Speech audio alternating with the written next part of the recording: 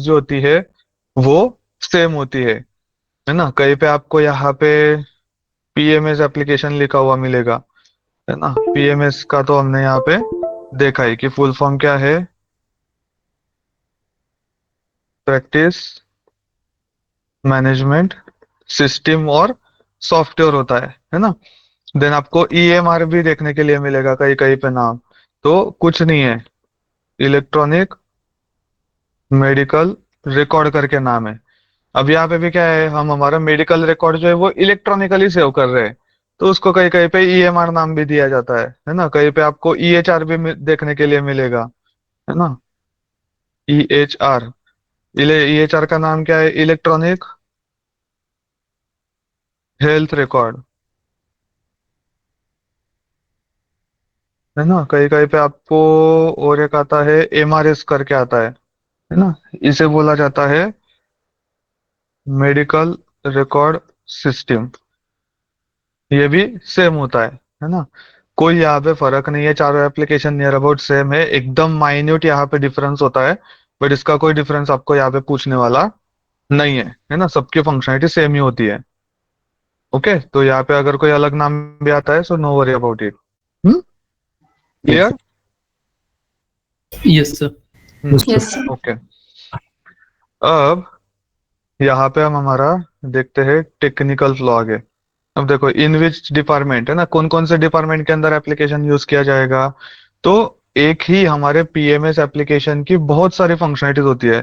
जैसे कि reception, reception के ऊपर एप्लीकेशन यूज होता है, जहाँ पे रिसेप्शन के अंदर यहाँ पे इंक्वायरीज हो गई, है ना, कुछ यहाँ पे आईपीडी ओपीडी या फिर पेशेंट को जो कुछ इन्फॉर्मेशन जो है वो यहाँ पे ऐड की जाती है, basic information. Then in patient management, है ना, आईपीडी डिपार्टमेंट, कि हमारे पास बेड्स कितने अवेलेबल है, जो पेशेंट एडमिट हुए हैं तो आईसीयू के कितने पेशेंट है, नॉन आईसीयू के कितने पेशेंट्स है, उनको क्या मेडिकेशन है, किस टाइम पे कौन सी मेडिकेशन या सलाइन यहाँ पे देनी है नहीं देनी है। तो इन पेशेंट का पूरा डाटा यहाँ पे आ जाता है।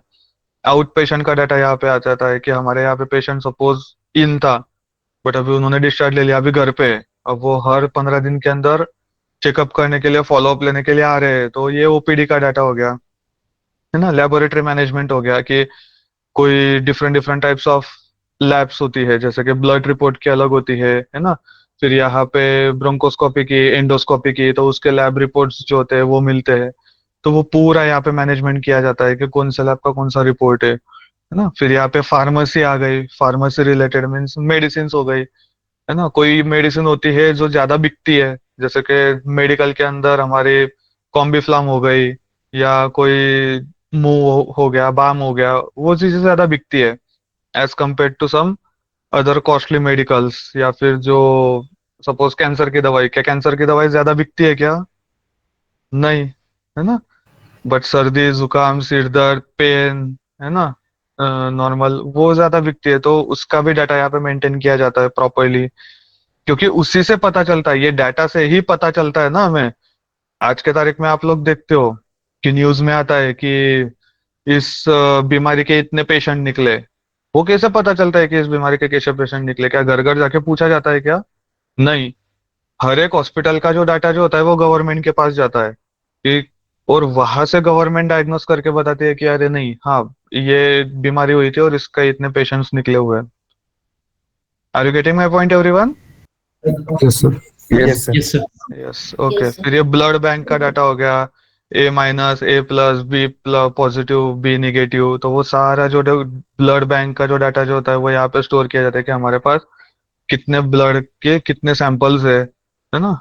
इंटरनली वो एक ब्लड से 3 अलग अलग सैंपल बनाए जाते हैं, वो इंटरनल बहुत बड़ी प्रोसीजर है वो हॉस्पिटल की, वहां पे नहीं जाएंगे, बट वो भी डाटा यहाँ पे मेंटेन किया जाता है।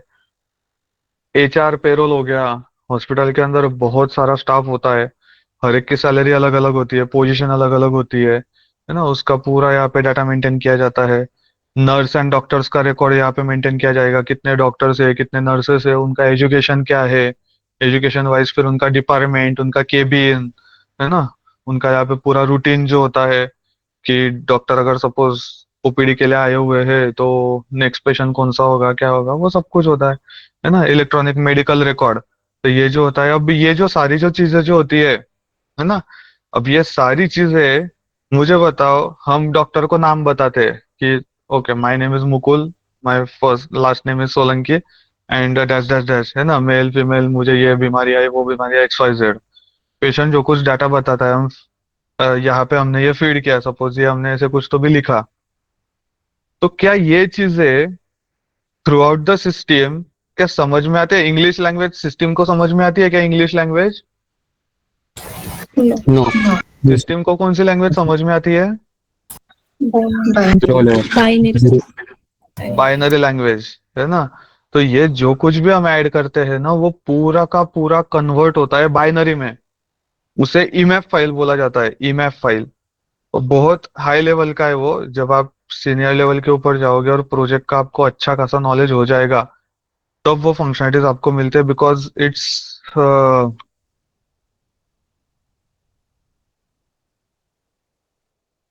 वो बहुत हेक्टिक होता है ना। तो ये ईमैप फाइल जो होती है, ये पेमेंट के अंदर भी होती है।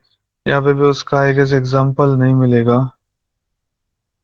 तो ये जो कुछ भी डाटा जो होता है, ये इलेक्ट्रॉनिकली यहाँ पे कन्वर्ट किया जाता है ना। इलेक्ट्रॉनिकली कन्वर्ट किया जाता है। बहुत सारी प्रोजेक्ट की इंटरनल चीजें होती है, वो नॉर्मली नहीं अवेलेबल होती है डायरेक्ट गूगल के ऊपर।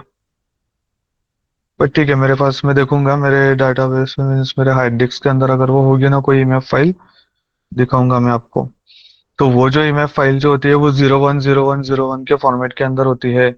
और वहां पे वो कन्वर्ट होता है। वो पूरा बैकएंड का पार्ट है, फ्रंट एंड में कुछ भी नहीं खेल होता है उसका, बैकएंड का पार्ट है वो कंप्लीट।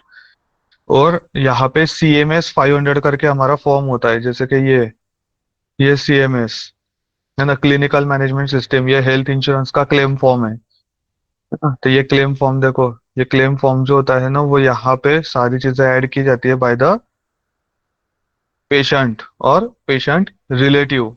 और इस फॉर्म को स्कैन किया जाता है कंप्लीट। और स्कैन करके पूरा फॉर्म जो होता है, वो प्रॉपरली यहाँ पे डिजिटलाइज्ड फॉर्मेट के अंदर फिर वो आता है, सारी चीजें यहाँ पे फेच की जाती है। देन इन्वेंट्री मैनेजमेंट हो गया। इन्वेंट्री मीन्स ग्लव्स हो गए, सिरिंज हो गई, मास्क हो गया, है ना। ये सारी चीजें भी यहाँ पे मैनेज की जाती है। तो ये सारा का सारा काम जो होता है, वो एक हमारा PMS एप्लीकेशन करता है ना। PMS एप्लीकेशन जो है वो हमारा काम करता है।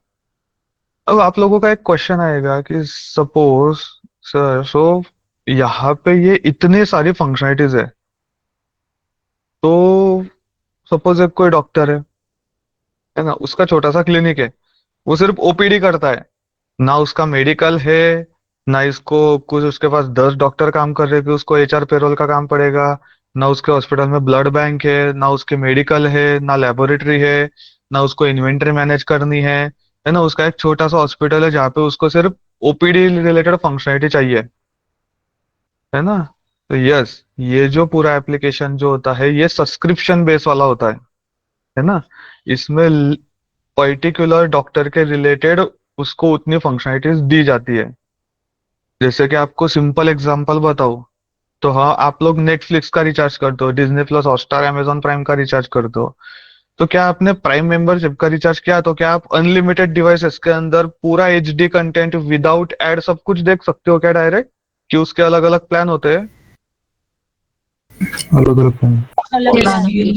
अलग अलग प्लान होते हैं, है ना। सपोज आपने यहाँ पे 100 रुपीज पर मंथ का किया, तो आपको 2 डिवाइसेस के अंदर देख सकते हो। और HD कंटेंट आपको मिलेगा, है ना। और सपोज ऐड आएगी उसके अंदर। बट अगर आपने 500 रुपये का रिचार्ज किया, तो आप 5 डिवाइसेस के अंदर देख सकते हो। आपको फुल HD कंटेंट मिलेगा, वो भी विदाउट ऐड, है ना। तो यहाँ पे क्या है, स्लैब्स हो गए। कंटेंट वही है, जो आप मूवी देख रहे हो वो मूवी देखने वाले हैं, अक्षय कुमार की जगह पे जॉन अब्राहम ने आने वाला है वहां पे, राइट। बट कंटेंट तो वही है, बट वहां पे जो फैसिलिटीज जो दी जा रही है, वो as per your recharge, as per your customer requirement आपको यहाँ पे दी जा रही है, अकाउंट स्पेसिफिक। तो ये account specific doctor to doctor भी फंक्शनलिटीज जो होती है, कि सपोज फॉर एग्जाम्पल इसका जो होगा मंथली $2000 पे कर रहा है, अगर उसको सिर्फ आउट पेशेंट चाहिए तो। अगर वो सारी फंक्शनलिटीज चाहिए, तो वो डायरेक्टली 30,000 $40,000 भी पे करके पूरी सारी फंक्शनलिटीज का सब्सक्रिप्शन लेंगे। इसी वजह से जब भी आप कोई भी हेल्थ केयर के कोई भी वेबसाइट के ऊपर जाते हो ना, तब आपने देखा होगा कि वो लोग बोलते हैं कि हाँ, डेमो के लिए कांटेक्ट कीजिए, है ना। हमने अभी अभी भी जो देखा था यहाँ पे भी।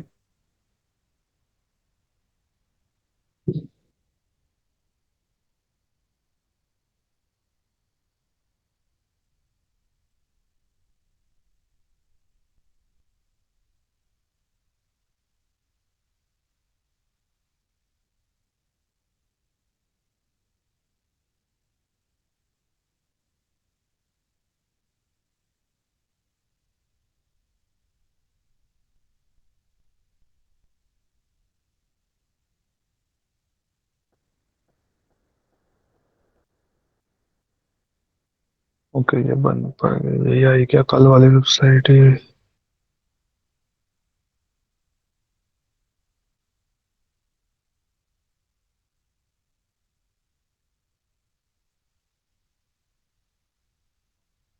देखो, ये ब्रोकर्स करके हमने यहाँ पे हमारी फंक्शनलिटी देखी, ये ब्रोकर का पोर्टल होगा अलग से। ये मेंबर, ये प्लान्स यहाँ पे देखने हैं।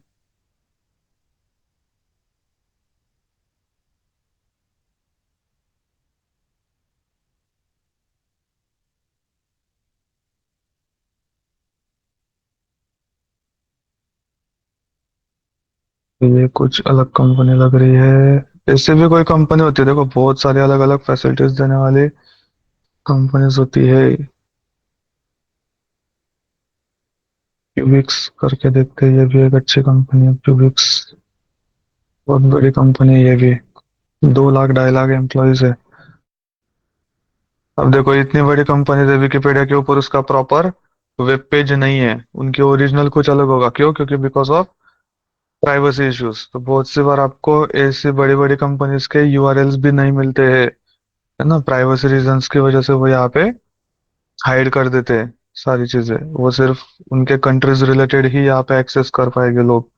वैसे ये देखो, रिक्वेस्ट फॉर बिजनेस अकाउंट, तो ये रिक्वेस्ट के लिए बोलते हैं। फिर आप आपकी सारी डिटेल्स ऐड करोगे, है ना। ऐड करने के बाद वो आपको कांटेक्ट करेंगे, फिर आपसे पूछेंगे कि आपको किस टाइप की फैसिलिटीज चाहिए है ना। आपको यहाँ पे सिर्फ लैब रिलेटेड चाहिए, अगर कोई होती है, सिर्फ लेबोरेटरी होती है ना, तो कोई लैब रिलेटेड चाहिए, है ना। तो जितनी फंक्शनलिटी चाहिए उसका फिर आपको कोटेशन दिया जाएगा, फिर बार्गेनिंग होगी, फिर आपको एप्लीकेशन डिलीवर दिया जाएगा। Any doubt, any question, anyone? No, sir. समझ में आ रहा है कि बाउंस और जा रहा है सारी चीजें? समझ रहे हैं। No, sir, understood. समझ रहा है ना? हम्म। कोई भी क्वेश्चन हो, just please do not hesitate to ask. ये एक सिंप्लीफाइड है, जैसे कि हॉस्पिटल है। हॉस्पिटल अलग अलग पर्सन्स होते हैं यहाँ पे जिनके साथ कम्युनिकेट करता है, जैसे कि पेशेंट या कंज्यूमर हो गया, है ना। हॉस्पिटल के लिए पेशेंट क्या है? कंज्यूमर है। तो पेशेंट आता है, रजिस्ट्रेशन करता है, आईपीडी ओपीडी होता है इसका, है ना, लैब हो गया। फिर ये इंश्योरेंस कंपनी है। इंश्योरेंस कंपनी भी कम्युनिकेट करती है फॉर क्लेम्स रिलेटेड थिंग्स, है ना। फिर रेगुलेटरी अथॉरिटी भी होती है, जैसे कि हम गवर्नमेंट बोलते हैं। तो गवर्नमेंट के साथ भी टाई अप करना पड़ता है, क्योंकि गवर्नमेंट की सारी स्कीम्स यहाँ पे लागू की जा रही है या नहीं की जा रही है ना। ये देखा जाता है गवर्नमेंट के रूल्स रेगुलेशंस यहाँ पे फॉलो किए जा रहे हैं या नहीं किए जा रहे हैं, ये भी यहाँ पे गवर्नमेंट के साथ कम्युनिकेट होता है। फिर health care and life science solution vendors होते हैं। बहुत सारे हेल्थ केयर के वेंडर्स जो होते हैं उनके साथ भी हॉस्पिटल टाई अप करता है, क्योंकि एक मल्टी स्पेशलिस्ट हॉस्पिटल है। तो इसमें तो ऐसा नहीं होगा कि एक ही डॉक्टर होगा और वो ही पूरा का पूरा मल्टी स्पेशलिस्ट हॉस्पिटल उसने खड़ा किया है। नहीं, 3 4 5 डॉक्टर मिलते हैं, उनका एक ट्रस्ट बनाते हैं, उसमें से हर एक डॉक्टर की स्पेशलिटी अलग अलग है, हर एक डॉक्टर का सेक्शन अलग अलग है, तो वो उस हिसाब से पैसा इन्वेस्ट करके बनाते हैं। तो हर एक की अलग अलग कंपनी होती है, और 5 कंपनी की मिलके एक कंपनी बना के फिर वो मल्टी स्पेशलिस्ट हॉस्पिटल ओपन करते हैं। फिर एमआर वगैरह आपने नाम सुने होंगे, वो लोग हो गए, है ना।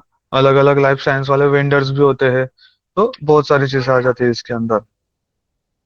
तो हमारा जो मेन फोकस होने वाला है इन हेल्थ केयर एप्लीकेशन, क्योंकि हमने देखा कि ये एप्लीकेशन कितना बड़ा है, कितना वास्ट है। अब आप खुद सोचो कि एज ए टेस्टर 2 या 3 साल के अंदर सिंगल हैंडेडली क्या ये आप सारी की सारी फंक्शनलिटीज टेस्ट कर पाओगे? No, no, sir. Definitely not. है ना, बिकॉज ये कुछ छोटी छोटी फंक्शनलिटीज नहीं है। आईपीडी मैनेज करना पूरा उसका एप्लीकेशन फंक्शनलिटी आगे जाकर दिखाऊंगा मैं, बहुत बड़ी फंक्शनलिटीज हो जाती है। हजारों यूजर स्टोरीज आती है एक एक फंक्शनलिटी के अंदर। तो ये मैनेज करना एक सिंगल टेस्टर का काम नहीं है।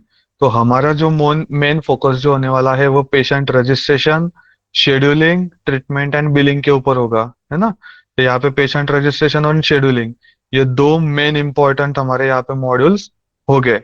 बट साथ में यहाँ पे ओपीडी आईपीडी का भी हम थोड़ा बेसिक्स देखेंगे, है ना। अब आगे बढ़ते हैं हमारे टेक्निकल फ्लो की तरफ। उसके पहले मैं आप लोगों को एक थोड़ा एप्लीकेशन दिखाना चाहता हूँ कि पीएमएस एप्लीकेशन कैसे होता है ना। तो आपको आइडिया आएगा कि हम क्या पढ़ रहे हैं, है ना। वो क्या रिसेप्शन मॉड्यूल में आता है क्या सर? इसके पेशेंट स्केड्यूलिंग वगैरह? हाँ, शेड्यूलिंग पूरा अलग ही होता है ना। देखो कंपनी के अंदर है ना, एक ही टीम नहीं काम करती है। जैसे कि सपोज पीएमएस एप्लीकेशन है। अब पीएमएस एप्लीकेशन के अंदर एक टीम हो गई आपकी यहाँ पे रजिस्ट्रेशन की, है ना। रजिस्ट्रेशन एंड यहाँ पे शेड्यूलिंग संभाल रही है ना। अब ये मैं आप लोगों को बता रहा हूँ आईटी कंपनी के पर्सपेक्टिव से, है ना, हमारे प्रोजेक्ट टीम के पर्सपेक्टिव से, नॉट द, क्या बोलते हैं उसको, हॉस्पिटल पर्सपेक्टिव, है ना। हॉस्पिटल पर्सपेक्टिव से नहीं बता रहा हूँ मैं आप लोगों को। अब एक टीम हो गया आपके अंदर जहाँ पे ये रजिस्ट्रेशन शेड्यूलिंग हैंडल किया जा रहा है, जहाँ पे फॉर एग्जांपल 3 क्यूए है ना। यहाँ पे 3 आपके क्यूए हो गए, प्लस आपके सपोज 5 यहाँ पे डेव्स है ना। 2 फ्रंट एंड है, 3 बैक एंड है, या 3 फ्रंट एंड 2 बैक एंड, जो भी आपको डिवाइड करना है ना। वन आपका डेटाबेस एडमिनिस्ट्रेटर हो गया, डीबीए बोला जाता है उसको, database administrator. Database administrator data के कॉलम बनाना, टेबल बनाना, उनको मेंटेन करना, उसकी क्वेरीज अगर किसी को हेल्प चाहिए तो वो करना। तो बहुत सारी चीजें होती है डेटाबेस एडमिनिस्ट्रेटर के अंदर, वो हैंडल करता है सारी चीजें। एक आपका यहाँ पे पीएम हो गया, है ना। एक आपका यहाँ पे डिलीवरी मैनेजर हो गया, है ना। एक आपका यहाँ पे पीओ हो जाता है, राइट। ये ऐसे ऐसी पूरी टीम बनती है, राइट। फिर दूसरी टीम जो हो गई आपकी यहाँ पे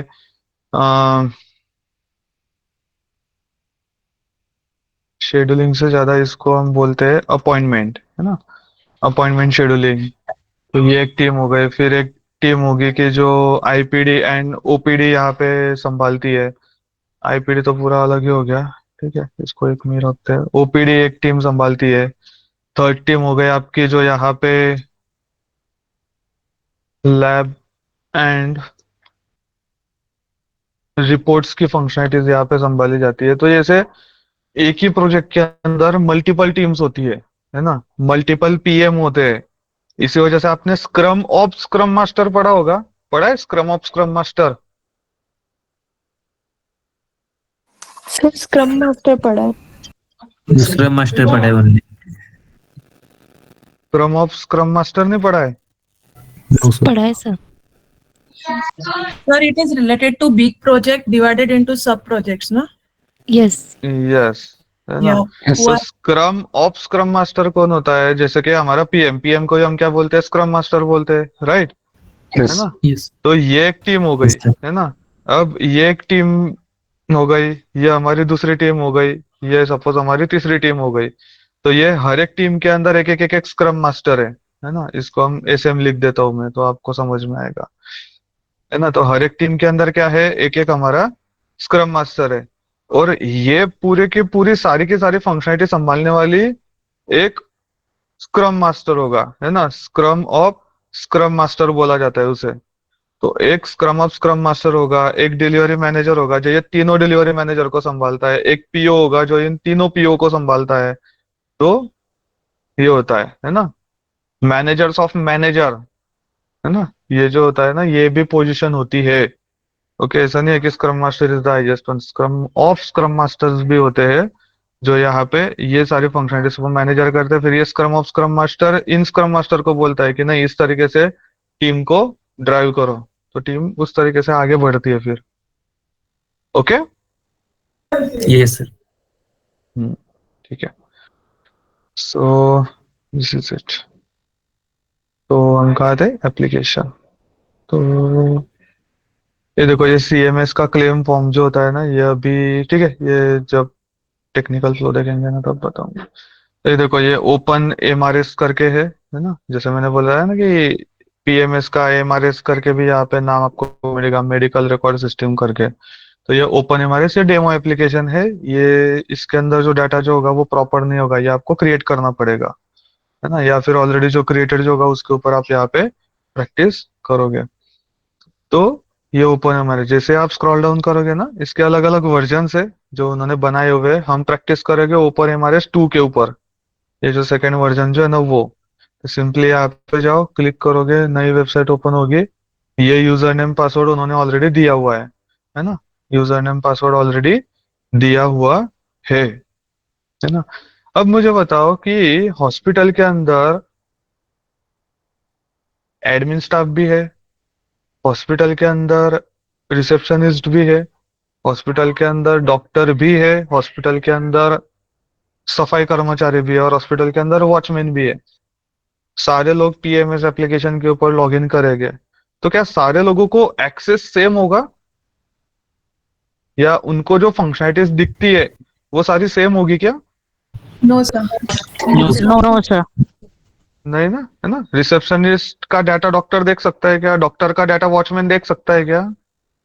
नो नो सर। नो, है ना। तो हर एक पर्सन के लॉगिन अलग होते हैं, और उस लॉगिन के हिसाब से उसके रोल्स अलग होते हैं, और रोल्स के हिसाब से उसको वो फंक्शनलिटीज एप्लीकेशन के अंदर दिखती है। Clear? Yes sir. Yes sir. Yes sir. Okay.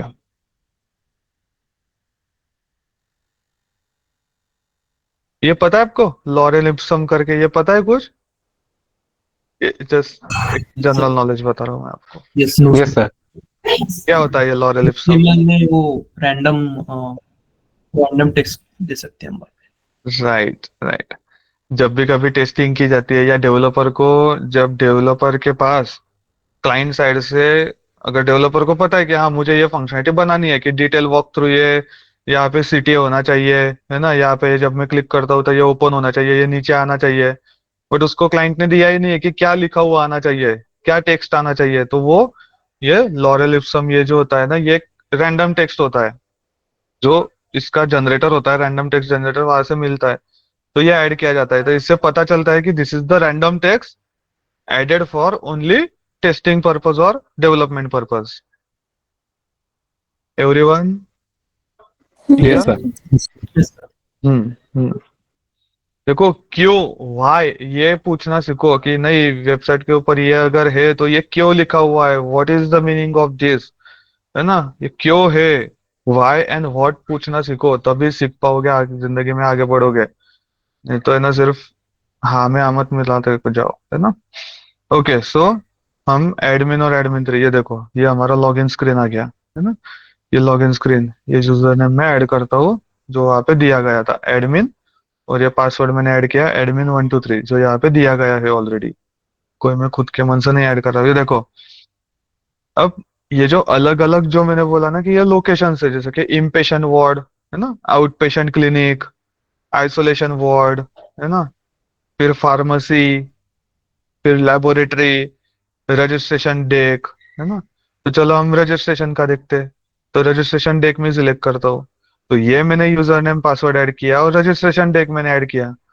तो यहाँ पे अभी तक आप लोगों ने टेस्ट केसेस लिखे होंगे सिर्फ लॉगिन आईडी पासवर्ड के, बट यहाँ पे और एक फील्ड ऐड हो गई, है ना, यस सर।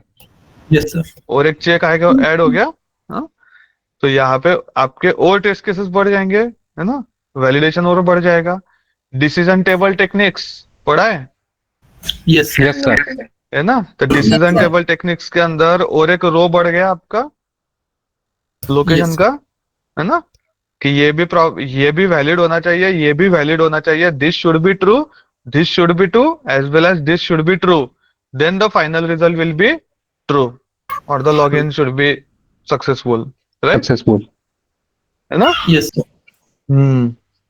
ऐसे अप्लाई करना सीखो, देखो चीजों को, सिर्फ ऐसे देख के छोड़ दे, ऐसे मत करो, है ना। Logged in as a super admin at registration deck. ये देखो रजिस्ट्रेशन डेक लिखा हुआ आया। फंक्शनलिटीज देखो क्या क्या है। फाइंड पेशेंट रिकॉर्ड, पेशेंट को फाइंड करने का।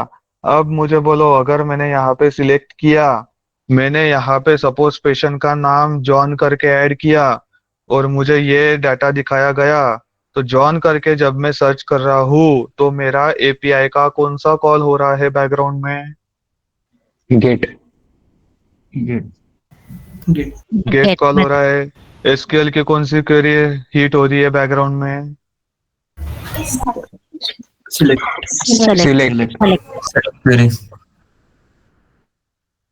ऐसा आंसर दोगे कि सिलेक्ट क्वेरी हीट हो रही है, तो इंटरव्यूअर डायरेक्टली इंटरव्यू बंद करके भाग जाएगा हिमालय पर्वत के ऊपर, है ना। हर क्वेरी की शुरुआत सिलेक्ट से ही होती है ना, राइट? No sir. सिलेक्ट, है ना। क्या है, कॉलम नेम कौन से दिख रहे हैं यहाँ पे? 5 कॉलम कौन से? Identifier, name, gender, age, birth date, है ना। Name. Identifier, name, birth date, gender,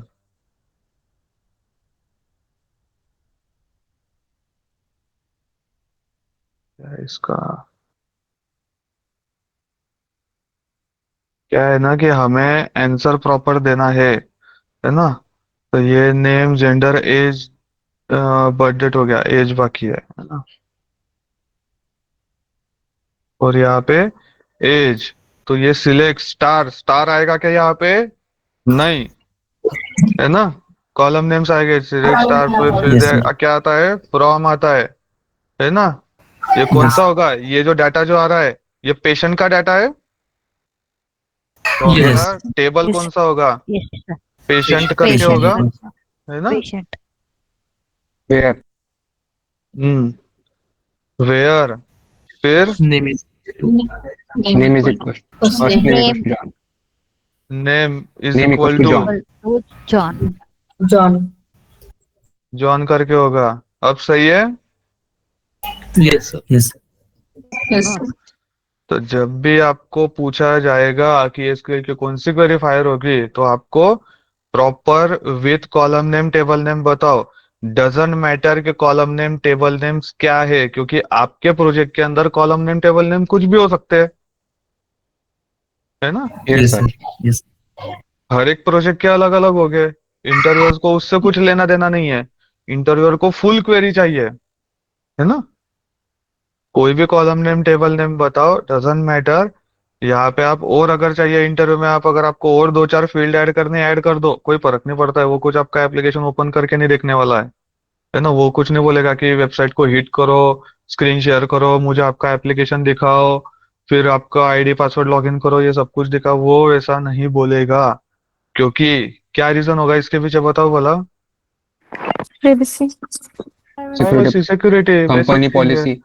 company policy. क्योंकि एक कंपनी चाहेगी क्या कि उसका एम्प्लॉय किसी और कंपनी के किसी और एम्प्लॉय को, जिसको वो देखा भी नहीं है, पहचानता भी नहीं है, उसको डायरेक्टली पूरी सारी फंक्शनलिटीज बता दे स्क्रीन शेयर करके। No, sir. नो, अगर ऐसा होता है तो आपकी कंपनी आपके ऊपर लीगल चार्जेस ऐड कर सकती है ना। आपके ऊपर केस sir. कर सकते हैं लीगली, क्योंकि एनओसी साइन किया जाता है आपसे, है ना, कि आप कंपनी की प्राइवेसी को रिस्पेक्ट करोगे और आप कहीं पे भी आपकी कंपनी की इंफॉर्मेशन लीक नहीं करोगे। ओरली आप कुछ आंसर दे रहे हो, that is okay, but screen share करके नहीं। एंड इफ अगर कोई पागल बंदा आपको बोलता है कि स्क्रीन शेयर करो और दिखाओ मुझे, देन आप डायरेक्टली बोल दो कि our application is paid application and due to company policy I can not show you the, you can say I can not share my screen and I can not show you those functionalities. Okay, Yes, sir. Yes sir. Okay, good. चलो आगे बढ़ते हैं। तो देखो यहाँ पे मिला। अब आपको पता चला होगा कि कैसे कौन सी फंक्शनलिटी के टाइम पे कौन सा कॉल हो रहा है या कौन सी एसक्यूएल की क्वेरी होती है, वो कैसे हम यहाँ पे आइडेंटिफाई कर सकते हैं, है ना। तो ये देखो यहाँ पे पूरा डाटा यहाँ पे आ चुका है, तो ऑलरेडी डाटा है प्रेजेंट। ये देखो जॉन जॉन जॉन करके आया हुआ है। तो अब यहाँ पे जॉन टाइलर भी है, जॉन स्मिथ भी है, जॉन वाइट भी है ना। बट हमने क्वेरी में क्या लिखा हुआ है? इक्वल टू लिखा हुआ है। तो यहाँ पे इक्वल टू आएगा क्या? यहाँ पे लाइक sir. आएगा, like, Like operator. Like operator आएगा। सही है ना? तो Yes, sir. वैसे क्वेरीज बनाओ, वैसे प्रैक्टिस करो, इस तरीके से प्रैक्टिस करोगे तभी चीजें आगे बढ़ेगी। तो देखो, पहली फंक्शनलिटी हो गई हमारी फाइंड ए पेशेंट, सेकंड हो गई एक्टिव विजिट, है ना, कि कितने पेशेंट्स के यहाँ पे विजिट्स एक्टिव है। तो यहाँ पे अगर हम देखते हैं तो यहाँ पे अभी कोई भी एक्टिव विजिट नहीं है ना, हम यहाँ पे ऐड करेंगे कोई ना कोई। देन कैप्चर वाइटल्स, है ना, कि अगर सपोज यहाँ पे हमने सर्च किया तो इसके जो भी आइडेंटिफायर है, देखो ये यूनिक आइडेंटिफायर हो गया, है ना। अभी इसका कुछ है क्या, this patient must be checked in before vitals can be recorded, send a patient to check the counter, find another patient। Okay, कोई पेशेंट के वाइटल्स हम ऐड करेंगे तो वो दिखेगा यहाँ पे, मीन्स उसके हार्ट बीट हो गए, बीपी हो गया, जो भी उसका है। पेशेंट के रजिस्ट्रेशन फंक्शनलिटी, पेशेंट रजिस्टर करना, अपॉइंटमेंट एंड शेड्यूलिंग, है ना, अपॉइंटमेंट शेड्यूल करना प्रॉपरली कि कौन से डॉक्टर के साथ कौन से अपॉइंटमेंट शेड्यूल होनी चाहिए। देन रिपोर्ट्स जो जनरेट जो होते हैं, डॉक्टर की प्रिस्क्रिप्शन, उसके ब्लड रिपोर्ट या एक्सवाइजेड जो भी रिपोर्ट्स है वो डाटा मैनेज करना, configured metadata and system administration. तो ये देखो, ये एप्लीकेशन के अंदर बहुत लिमिटेड फंक्शनलिटीज है। अगर मैं यहाँ पे इन पेशेंट वार्ड लेता हूँ, तो देखो यहाँ पे ये जो करके ना, ये डेमो ओपन एमआरएस करके ये जो एप्लीकेशन जो है, ये कंपनी है ना, ये कंपनी की लिमिटेड फंक्शनलिटीज ये कंपनी प्रोवाइड करती है। अभी ज्यादा फंक्शनलिटीज इस कंपनी के पास नहीं है, but for the practice purpose this is more than sufficient. और एक एप्लीकेशन है हमारे पास ओपन ईएमआर करके, ये बहुत बड़ा एप्लीकेशन है, वास्ट एप्लीकेशन है ये, इसमें बहुत सारी फंक्शनलिटीज है, ये हम देखेंगे कभी नेक्स्ट टाइम, है ना। तो पहले हम प्रैक्टिस करते हैं। तो ये तो आपको पता चल गया कि हमारा हेल्थ केयर का एप्लीकेशन कैसे दिखता है। कोई डाउट किसी को? No, sir. No, sir. हम्म?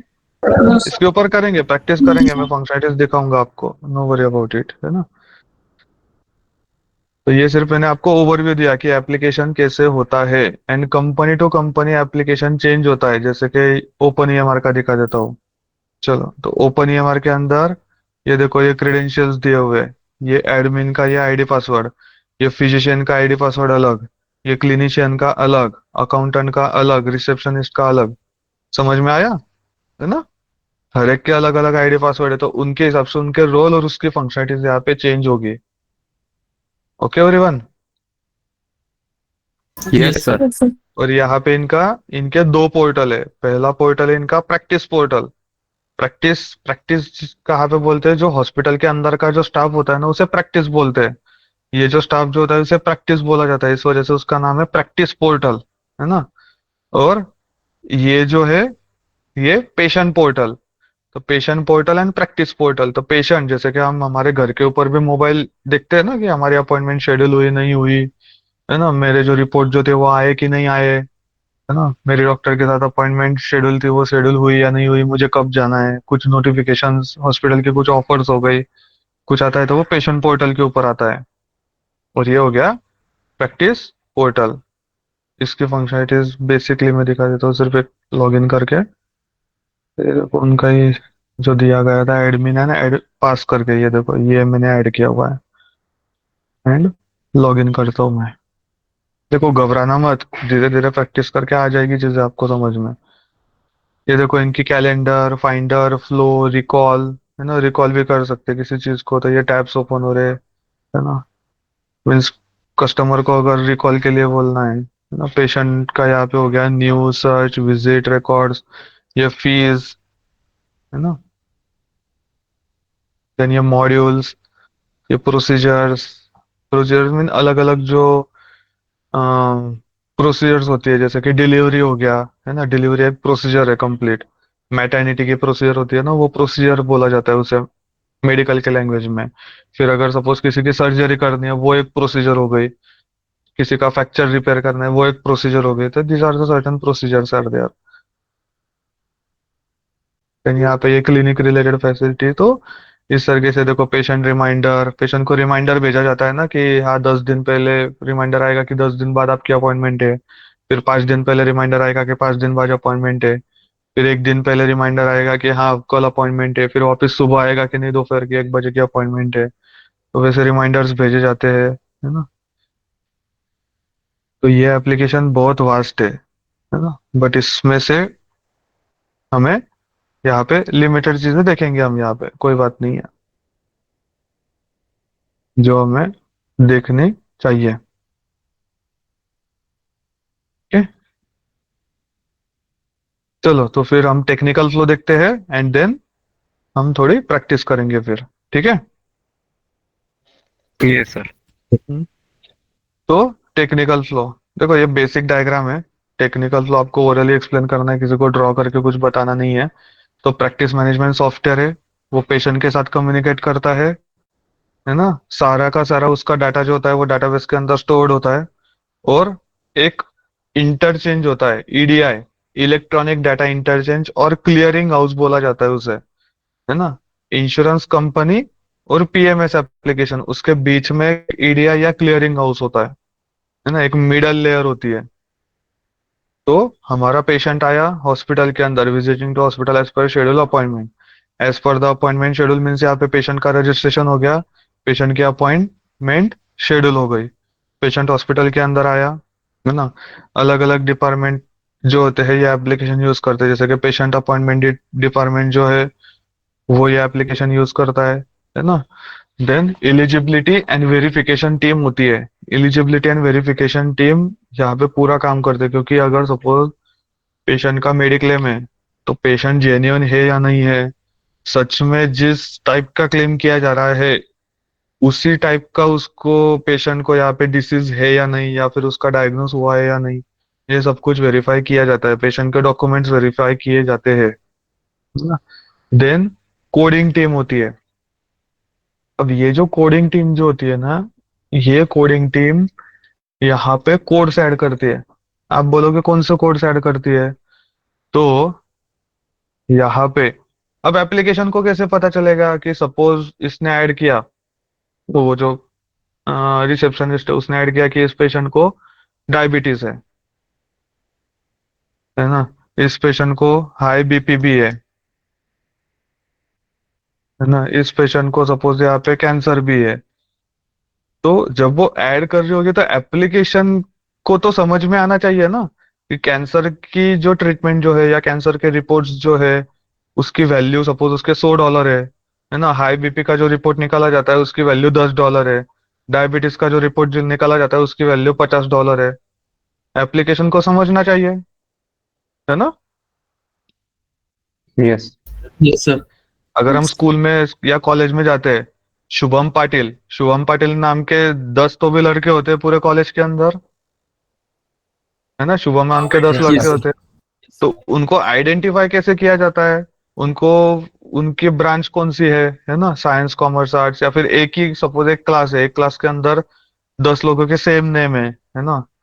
तो उनको क्या किया जाता है कि यूनिक आइडेंटिफायर नंबर दिया जाता है, रोल नंबर दिया जाता है, पीएनआर नंबर होता है, रोल नंबर होता है Yes. ना। उससे हम उनको आइडेंटिफाई करते हैं कि ये 7 नंबर है, ये 10 नंबर है, ये 11 नंबर है।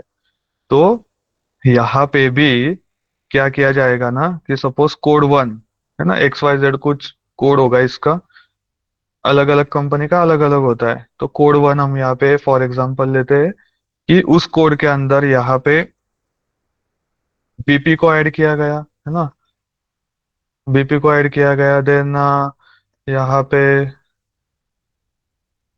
हेडेक को ऐड किया गया।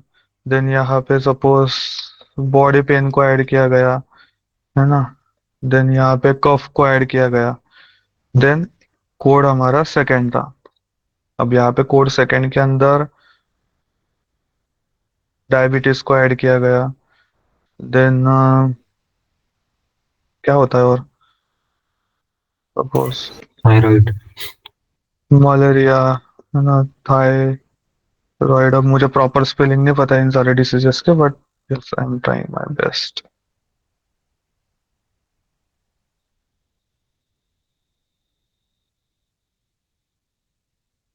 देन थायराइड को ऐड किया गया। देन कोड 3 के अंदर यहाँ पे HIV को ऐड किया गया, कैंसर को ऐड किया गया, है ना, TB.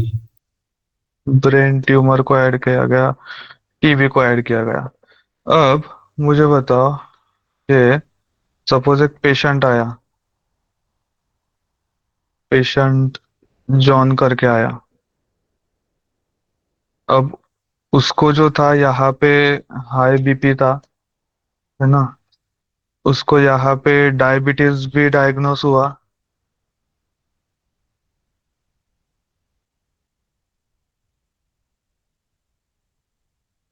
डायबिटीज, तो यार डिसीजेस के स्पेलिंग बहुत डिफिकल्ट होते हैं, और टीबी डायग्नोस हुआ। अब जो जो कोड 1 जो था, तो कोड 1 के यहाँ पे $100 थे। कोड 1 के जो चार्जेस जो थे वो यहाँ पे $100 थे। कोड 2 के चार्जेस जो है वो यहाँ पे $500 है। और कोड 3 के जो है वो यहाँ पे $1000 है इसके चार्जेस। तो इसका बिल कितना होगा, बताओ बोला।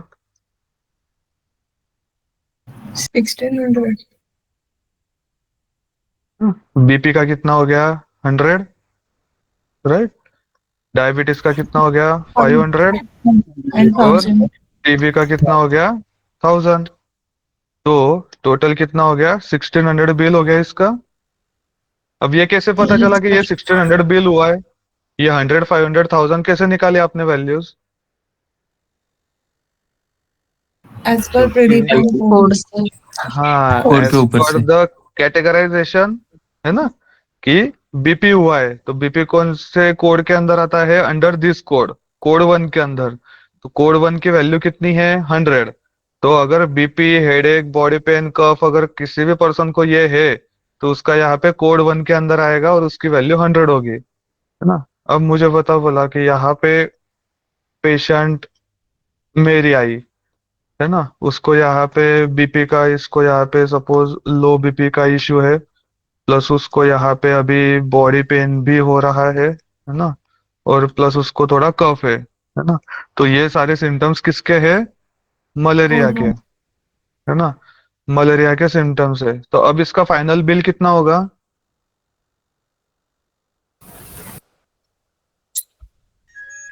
800.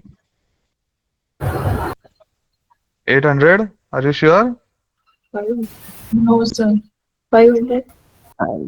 500. 600. Okay, all are under same. So 600. क्या मैंने इन चीजों को एक साथ लिखा है या अलग अलग ऐड किया है? अलग अलग ऐड किया. अलग अलग ऐड किया है. अलग अलग ऐड किया है। तो बीपी, हाँ। बीपी के कितने आएंगे, 100. 100, है ना। जो बीपी की टेस्ट की जाती है, क्या उसके साथ ही कफ की भी टेस्ट होती है क्या? नहीं, No. है ना। बीपी का मशीन अलग होता है, बीपी चेक करने वाली अलग लेडीज आती है, कफ चेक करने वाला अलग डॉक्टर आता है ना। Yes. तो बॉडी पेन के Yes. भी 100 और कफ के भी यहाँ पे 100 ऐड हो गए, और फाइनली मलेरिया के कितने ऐड हो गए, 500. 500, और 500. टोटल बिल कितना हो जाएगा, 800, 800. है ना। तो दिस इज द थिंग, जो जिन्होंने पहले आंसर दिया हुआ था 800, that is the right answer. But जैसे ही मैंने आपको यहाँ पे बोला कि आर यू श्योर, आपका आंसर चेंज हुआ। इंटरव्यूअर इसी तरीके से आपके साथ खेलता है। तो यहाँ पे दो चीजें हुई।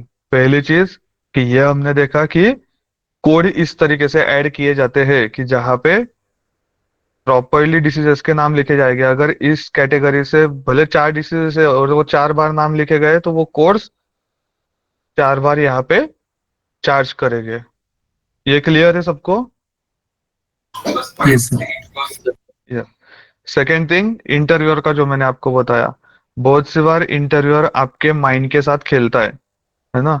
बहुत सी बार इंटरव्यूअर आपके माइंड के साथ खेलता है कि जैसे कि आपको आंसर पता है बट वो वापस पूछेगा आर यू श्योर, है ना, जस्ट थिंक अबाउट इट। वो आपको कंफ्यूज करने की कोशिश करेगा।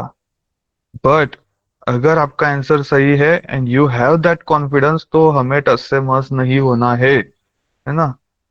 अगर आपको लगता है कि आपका आंसर 50-50 है, सपोज होता है ना, कोई क्वेश्चन होता है, कोई आपको पूछा गया, आपको अनश्योर है, आपको लगता है कि अरे नहीं, इसका आंसर एक तो ये हो सकता है, नहीं तो नहीं भी हो सकता है, होता है ऐसा, है ना। तो Yes, Yes, sir. sir. at that time you have to mention like I am not sure, yes sir, I am not sure about the answer of this question, but yes, if I guess the answer of this question, है ना, then आपका answer चालू करो। Directly answer बता दोगे ना तो वो माइनस जाएगा, क्योंकि आप डायरेक्ट आंसर बताओगे, वो गलत आया तो वो डायरेक्टली आपको वो नेगेटिव पॉइंट कंसिडर करेगा कि अरे नहीं ये इसने तो डायरेक्ट गलत आंसर बता दिया। कुछ भी मीन्स बाम पे बाम दे रहा है, जो आ रहा है वो बोल रहा है लाइक, है ना।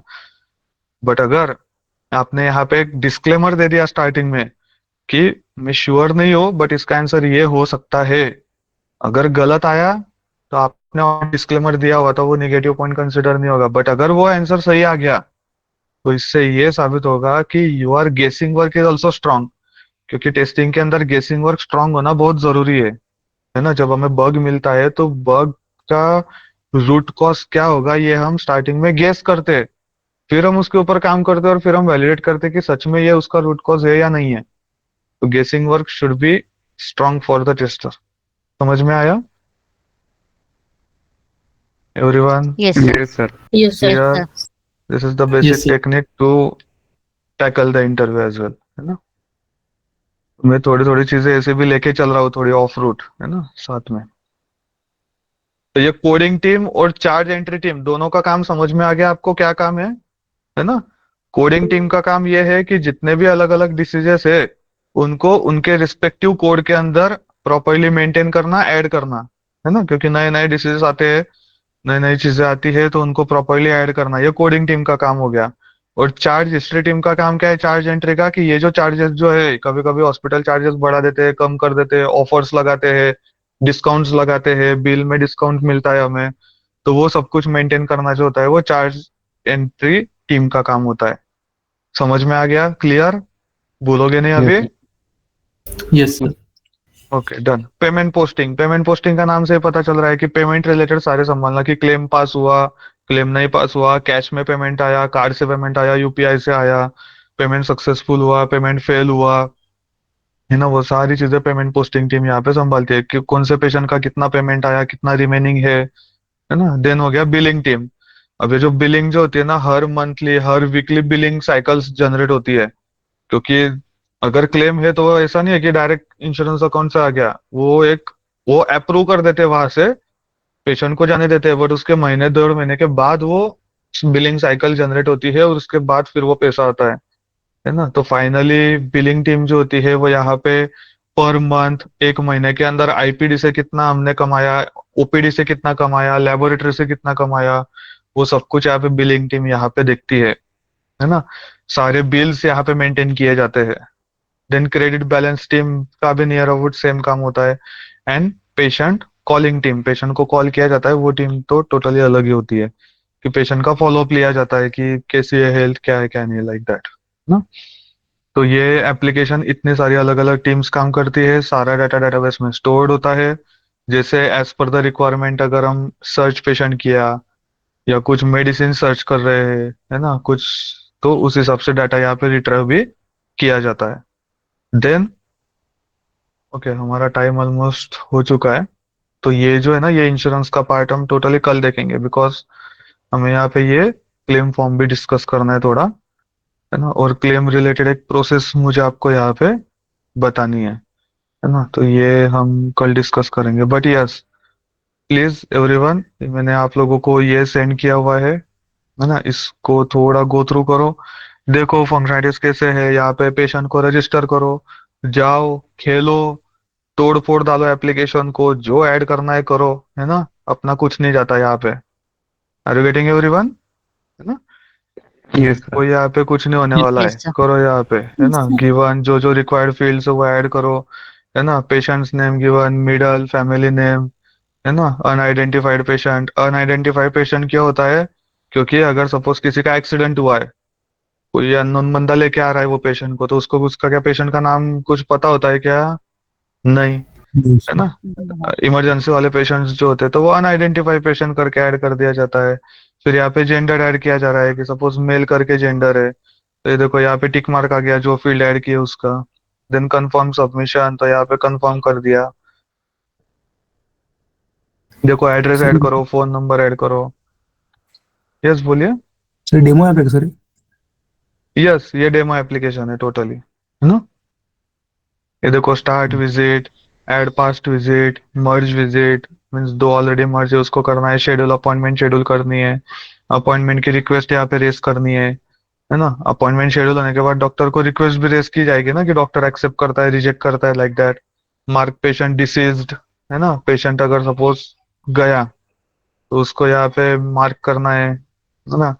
एडिट रजिस्ट्रेशन इंफॉर्मेशन, डिलीट करना है इस पेशेंट को, तो डिलीट कर दिया, है ना। रीजन यहाँ पे सपोज डुप्लीकेट एंट्री कर देता हूँ मैं, और कंफर्म कर दिया, तो पेशेंट डायरेक्टली डिलीट हो गया यहाँ पे, तो मुझे नोटिफिकेशन आई।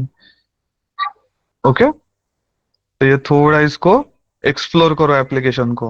ओके, कल हम देखेंगे, तो क्या है, आप खुद जब तक एक्सप्लोर करोगे, थोड़ी चीजें देखोगे, तो आपको आइडिया आएगी कि ये कैसे काम करता है। ओके एवरीवन, है ना। Yes, sir. देखेंगे धीरे धीरे, हम देखेंगे ये सारी चीजें, अभी तो सेकेंड डे हमारा। सो आराम से करो practice. See you tomorrow on our same time. And okay, ठीक है। सैटरडे संडे आपकी कोई ऑलरेडी क्लास शेड्यूल्ड है क्या? ओके, अभी तक कुछ तो बताया नहीं गया।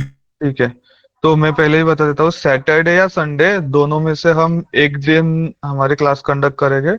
मोस्टली तो भी सैटरडे ही हम करेंगे, है ना। तो क्या है ना, कि हम थोड़ा जल्दी रैप अप भी कर सकते हैं, और थोड़ा ज्यादा डिस्कशन भी हमें मिल जाएगा टाइम। तो सैटरडे हम कंडक्ट करेंगे। अगर मुझे 2 घंटे भी मिल जाते हैं, like 7 to 8, 8 to 9, it is also good for us. तो आप ऑटोमेशन फैकल्टीज के साथ बात कर लेना, मैं भी बात कर लूंगा, ठीक है। तो ठीक है एवरीवन, मिलते हैं कल सेम टाइम। सर आ गए क्या? Okay, sir is here. Okay, so thank you everyone, have a good day, take care, bye bye. Now over to you sir, please continue.